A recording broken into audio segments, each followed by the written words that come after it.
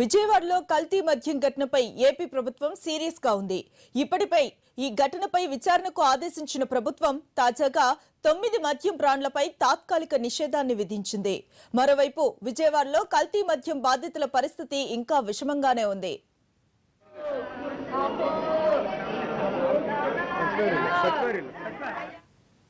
ఈ ఘటనకు సంబంధించిన పూర్తి డీటెయిల్స్ ని దామోదర్ మనకు అందించేందుకు సిద్ధంగా ఉన్నారు. దామోదర్, చెప్పండి, కల్తీ మద్యం ఘటనపై ప్రభుత్వం తాజాగా ఎటువంటి నిర్ణయాలను తీసుకుంది? దానికి సంబంధించిన డీటెయిల్స్ ఏంటి? మమత, ప్రభుత్వం అయితే మాత్రం తీవ్రంగా స్పందించిందని చెప్పొచ్చు. ఇప్పటికి గనక చూస్తే గనక 9 బ్రాండ్లు ఏదైతే మద్యం సంబంధించినటువంటి బ్రాండ్లు ఉన్నాయో మద్యంకు సంబంధించినటువంటి 9 బ్రాండ్లపై ప్రభుత్వం తాత్కాలిక నిషేధం విధిస్తుంది. మొత్తం కూడా బ్యాచ్ నెంబర్లతో పాటు మద్యం బ్రాండ్లన్నింటినీ కూడా ఆపివేయడం జరిగింది. ఈ 9 బ్రాండ్ల మీద మరలా ప్రభుత్వం ఉత్తర్వులు జారీ చేసేంత వరకు కూడా ఈ 9 బ్రాండ్లు ఎటువంటి పరిస్థితుల్లో డిపోల నుంచి డెలివరీ కానీ మార్కెట్లోకి రావడానికి వీల్లేదని చాలా స్పష్టంగా చెప్పింది. ఏదైతే మొత్తం కూడా ఏపీ రాష్ట్ర వ్యాప్తంగా కనుక చూస్తే గనక ఉన్నటువంటి 3500 షాపులకి సంబంధించినటువంటి ఆదేశాలు జారీ అయ్యాయి. మద్యం బ్రాండ్తో పాటు 9 బ్రాండులతో పాటు ఆ బ్యాచ్ నెంబర్లకు సంబంధించినటువంటి మద్యాన్ని వెంటనే ఎక్కడా సరఫరా చేయడానికి వీల్లేదు, అన్నింటినీ నిలిపివేయాలని చెప్పేసి తన ఉత్తర్వుల్లో చాలా స్పష్టంగా పేర్కొంది. మౌఖికంగా ఆదేశాలు జారీ చేయడంతో పాటు పూర్తి స్థాయిలో మొత్తం కూడా ఈ 9 బ్రాండ్లపై ప్రభుత్వం తాత్కాలికంగా నిషేధం విధించింది. ప్రధానంగా కనుక చూస్తే ఏదైతే స్వర్ణ బార్ అండ్ రెస్టారెంట్లో నిన్న ఉదయం పోలీసులు కానీ ఎక్సైజ్ అధికారులు కానీ దాడి చేసే సమయానికి 9 బ్రాండ్లని ఆ షాప్లో మొత్తం కూడా ఓపెన్ చేసి ఉంచడం జరిగింది. ఈ 9 బ్రాండ్లకి సంబంధించి ప్రతి బ్రాండ్ పైన అనుమానాలు ఉన్నాయి. ఈ బ్రాండ్ల పైన అనుమానాలు ఉండటంతో ప్రభుత్వం వెంటనే ఈ 9 బ్రాండ్లను తాత్కాలికంగా నిషేధిస్తూ ఉత్తర్వులు జారీ చేసింది. అయితే ప్రధానంగా ఒరిజినల్ ఛాయిస్ బ్రాండ్ నెంబర్ 120 ఈ బ్రాండ్ను పూర్తిగా బ్యాన్ చేయడం జరిగింది. ఒరిజినల్ ఛాయిస్లో ఏమైనా తేడా ఉందా అని చెప్పేసి మొత్తం కూడా ఎంక్వైరీ ప్రారంభించింది. ఒరిజినల్ ఛాయిస్ గుంటూరు జిల్లా చేబ్రోలు డిస్టిలరీస్ కంపెనీలో తయారవుతోంది. ఒరిజినల్ ఛాయిస్ మొత్తం బ్రాండ్ అంతా కూడా గుంటూరుకు సంబంధించినటువంటి ఏదైతే చేబ్రోలు ఉందో ఆ ప్రాంతంలో తయారవుతున్నటువంటి ఈ కంపెనీ మీద ఈరోజు తనిఖీలు చేయాలని కూడా నిర్ణయం తీసుకుంది ప్రభుత్వం. ఈ చేబ్రోలు డిస్టిలరీస్లో మొత్తం కూడా తనిఖీలు నిర్వహించి ఒరిజినల్ ఛాయిస్ బ్రాండ్లో ఎక్కడైనా ఇబ్బందులు తలెత్తాయా, లేదంటే ప్రమాణాలకి అనుగుణంగా కాకుండా ఏమైనా ఈ కంటెంట్లో ఏమైనా తేడాలు ఉన్నాయా అనే దిశగా మాత్రం ప్రభుత్వం మొత్తం కూడా దర్యాప్తు చేయబోతోంది. ఇక రాయల్ స్టాక్ బ్యాచ్ నెంబర్ 26ని బ్యాన్ చేసింది. డిఎస్పీ 143 నెంబర్ బ్రాండ్ని 143 బ్యాచ్ నెంబర్ని బ్యాన్ చేయడం జరిగింది. ఓఏబి 57 నెంబర్ బ్యాచ్ నెంబర్ని మొత్తం కూడా బ్యాన్ చేయడం జరిగింది. బ్యాగ్ పైపర్ బ్రాండ్ని కూడా బ్యాన్ చేయడం జరిగింది. ఓటీ 77 నెంబర్ బ్యాచ్ని కూడా బ్యాన్ చేయడం జరిగింది. ఎంసీ విస్కీ 7 నెంబర్ బ్యాచ్ని కూడా మొత్తం కూడా బ్యాన్ చేశారు. అదేవిధంగా ఐబి 100 బ్యాచ్ నెంబర్ 100ను కూడా బ్యాన్ చేయడం జరిగింది. ఎంసీ బ్రాందీ 232 అంటే మొత్తం 9 బ్రాండ్ల మీద ప్రభుత్వం తాత్కాలికంగా నిషేధం విధించింది.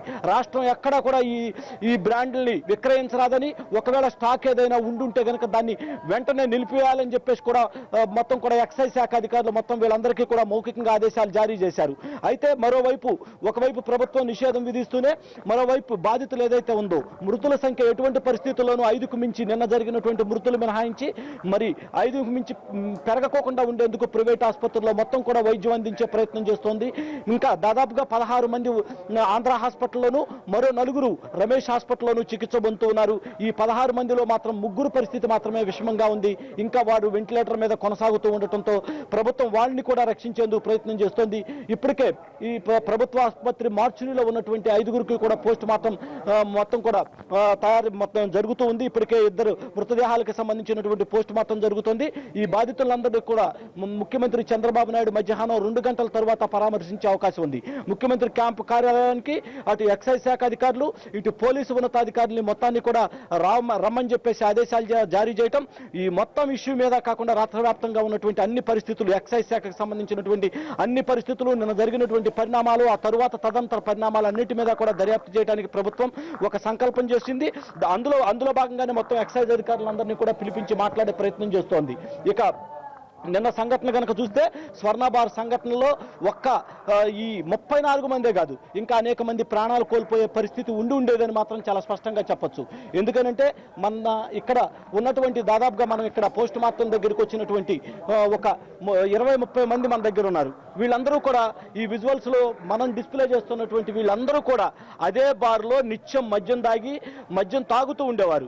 కానీ నిన్న జరిగిన సంఘటనలో కనుక చూస్తే ఇతనైతే నిత్యం అదే బార్లో మద్యం తాగుతూ ఉంటాడు. కానీ నిన్న మాత్రం తుట్లో తప్పించుకున్నారు. వీళ్ళందరూ ఒకే కులానికి సంబంధించిన వాళ్ళు.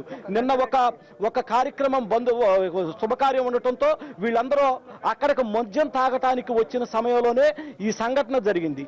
దీంతో వీళ్ళందరూ కూడా అప్రమత్తం కావడం వీళ్ళందరూ కూడా వెంటనే వెనక్కి వెళ్ళిపోవడం జరిగింది. లేదంటే ఈ కుటుంబాలకు సంబంధించినటువంటి 40 మంది మద్యం లేనిదే ఫంక్షన్ జరగదు వాళ్ళకి.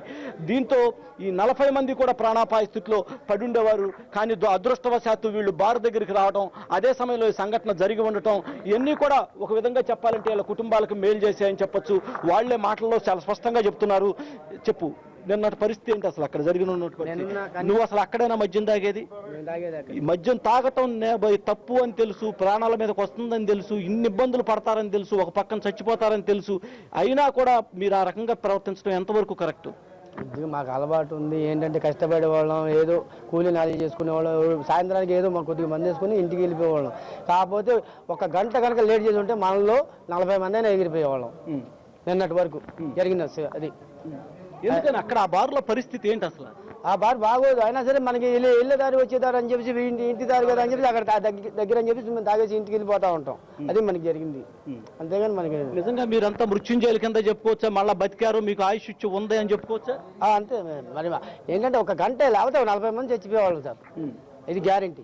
అతను తాగిన వ్యక్తి తొందరగా మందు పనిచేయడం వల్ల మేమందరం తాగడం తక్కువ తాగి ఆగాము. మేము ఆ తాగిన వ్యక్తి తొందరగా పనిచేసింది. ఆయనకి పనిచేయడం వల్ల మేము అందరం బతికాము.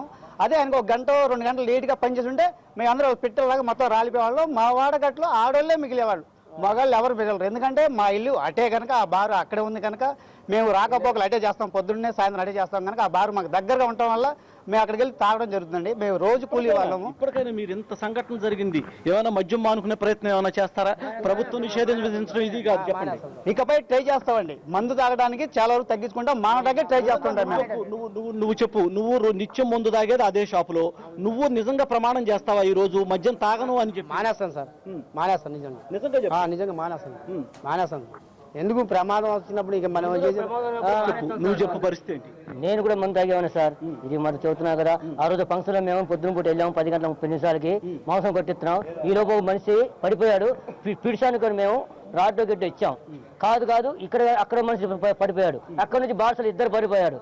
మేమే అమ్మటి అంబులెన్స్ పోలీస్ చేశారు. వాళ్ళు గబగబ ఎక్కించాం సార్. ఇది పరిస్థితి. కానీ మందులో ఒక కల్తీ ఉంది. ఇది మటుకు గ్యారంటీగా బారు మూసేయాలి. ఇది కరెక్ట్. ఇది మమత, నువ్వు చెప్పు పరిస్థితి ఏంటి? పరిస్థితి ఏంటంటే ఇప్పుడు చాలా మంది కొద్దిగా బాగానే ఉంది. కానీ చనిపోయిన వాళ్ళు మొత్తం మా చుట్టాలైనా కానీ, మా ఫ్రెండ్స్ వాళ్ళ నాన్నైనా కానీ చాలా బాధగా ఉంది. కానీ టీవీలో న్యూస్ ఏం వస్తుందంటే, కాదు నువ్వు చెప్పు, ప్రధానంగా నువ్వు ఈ మద్యం తాగటం నువ్వు యువకుడివి, మీ కుటుంబాలతో మానిపిస్తావా లేదా? మానిపిస్తా, చాలా ట్రై చేస్తా. ఎందుకంటే తాగడం చాలా మంచిది కాదు అది. ఇది మమత, చూసాం మనం నిన్న ఈ 40 మంది కూడా మృత్యువాతకు కానీ లేకపోతే తీవ్ర అస్వస్థకు కానీ గురై ఉండేవారు. వీళ్ళు షాప్కి చేరుకున్నారు, వీళ్ళ కుటుంబంలో ఫంక్షన్ జరుగుతుంది. చెప్పండి మమత. దామోదర్, ఎంక్వైరీ ఏ విధంగా జరుగుతుంది? 2 అంశాలు ఉన్నాయి. ఒకటి మద్యంలో కల్తీ జరిగిందనేది, మరొకటి ఏదైతే వాళ్ళు వాటర్ దానికి యాడ్ చేస్తారో దాంట్లో కూడా కల్తీ జరిగింది అనే ఒక అనుమానం ఉంది. దానికి సంబంధించి ఏదైనా క్లూ దొరికిందా మనకి? మమత, ఇప్పటికైతే మాత్రం పూర్తి స్థాయిలో దర్యాప్తు అయితే జరుగుతోంది. అయితే మద్యంలో కల్తీ జరిగే ఆస్కారం అయితే మాత్రం చాలా స్పష్టంగా చెప్పొచ్చు, ఎక్కడా కూడా లేదు. ఎందుకంటే ఒకవేళ ఒరిజినల్ ఛాయిస్ కావచ్చు, ఏ బ్రాండ్లు అయినా ప్రభుత్వం తాత్కాలికంగా విధించిన ఈ 109 బ్రాండ్లు కూడా మొత్తం రాష్ట్ర వ్యాప్తంగా శనివారం నాడు డిపోల నుంచి డెలివరీ అయింది.